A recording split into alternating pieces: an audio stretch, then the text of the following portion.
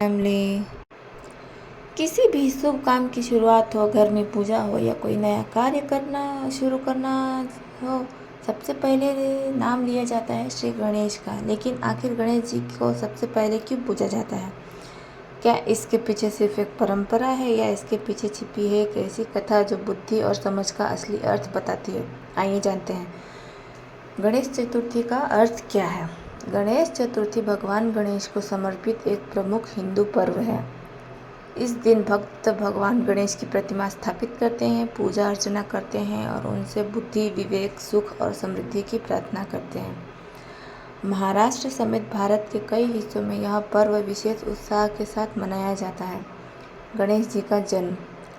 पौराणिक कथा के अनुसार माता पार्वती ने अपने शरीर के उपटन से एक बालक का निर्माण किया और उसे द्वार पर पहरा देने के लिए कहा। जब भगवान शिव वहां पहुंचे तो उस बालक ने उन्हें अंदर जाने से रोक दिया। इसके बाद दोनों के बीच संघर्ष हुआ और भगवान शिव ने क्रोध में बालक का सिर अलग कर दिया।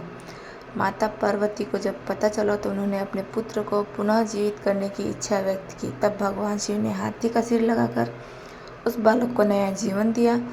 यही बालक आगे चलकर गणपति, गणेश और गजानन के नाम से पूजे गए। सबसे पहले पूजा क्यों? अब आती है रोचक बात। एक प्रसिद्ध पौराणिक कथा के अनुसार एक बार गणेश जी और उनके भाई कार्तिकेय के बीच यह प्रश्न उठा कि दोनों में श्रेष्ठ कौन है।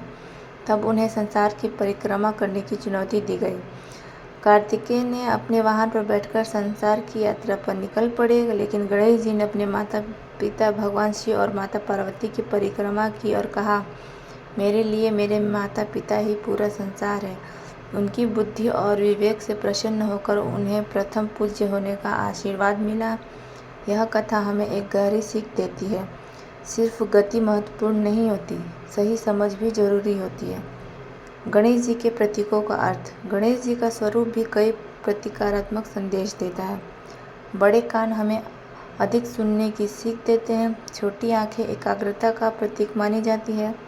बड़ा मस्तक बड़े विचारों का संदेश देता है और उनका वाहन मूषक हमें अपनी इच्छाओं और चंचल मन पर नियंत्रण रखने की प्रेरणा देता है। यानी गणेश जी का स्वरूप एक तरह की जीवन शिक्षा माना जाता है। गणेश चतुर्थी का संदेश।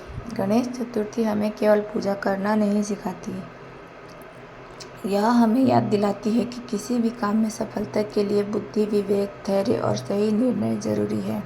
इसलिए किसी भी शुभ कार्य में पहले कहा जाता है श्री गणेशाय नमः।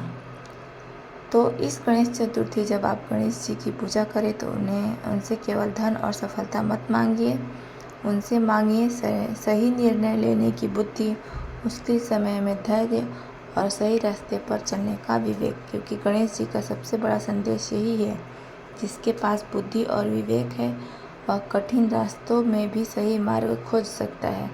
गणपति बप्पा मोरया। ऐसे ही सनातन कथा और परंपराओं के छिपे अर्थ जानने के लिए हमारे चैनल को लाइक और सब्सक्राइब जरूर करें। अगले वीडियो में मिलते हैं।